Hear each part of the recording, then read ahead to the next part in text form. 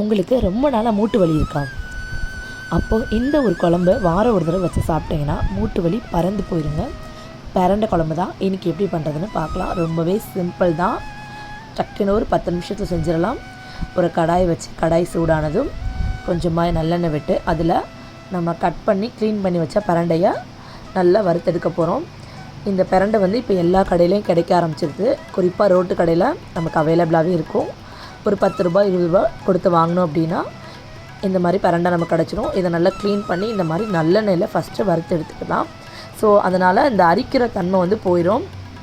அதே கடாயில் கொஞ்சமாக ஒரு 10லேருந்து 15 வெள்ளைப்பூடை சேர்த்துட்டு ஒரு கை சுண்டை வத்தலையும் சேர்த்துட்டு நல்லா வதக்கிடலாம்.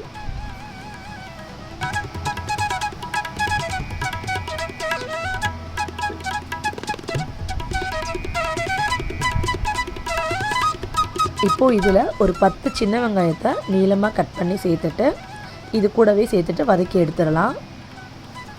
இப்போது இதில் ஒரு முழு தக்காளி பழத்தை நல்லா பொடியாக கட் பண்ணி நல்லா வதக்கிடலாம். இப்போது வெள்ளைப்பூண்டு, சுண்டக்காய், வெங்காயம், தக்காளி நல்லா வதங்கினதும் ஏற்கனவே வதக்கி வச்ச பிரண்டையும் இதோடு சேர்த்து ஒரு கிளறி விட்டுறலாம். இப்போது இது கூட குழம்புக்கு தேவையான அளவு உப்பு சேர்த்துக்கலாம். கொஞ்சமாக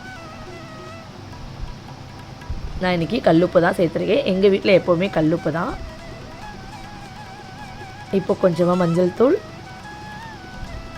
தனி மிளகாய்த்தூள், கொஞ்சமாக சீரகத்தூள், கொஞ்சமாக குழம்பு மிளகாய்த்தூள் போட்டு எல்லாத்தையும் நல்லா ஒரு பிரட்டிட்டு இப்போது இது கூட சின்ன நெல்லிக்காய் சைஸ் புளி இருக்கும் இல்லையா, இதை நல்லா ஊற வச்சு இந்த புளி தண்ணியும் ஊற்றி கூட கொஞ்சம் உங்களுக்கு தண்ணி 1 கப்பு தண்ணியும் விட்டு நல்லா மூடி போட்டு கொதிக்க விட்டுறலாம்.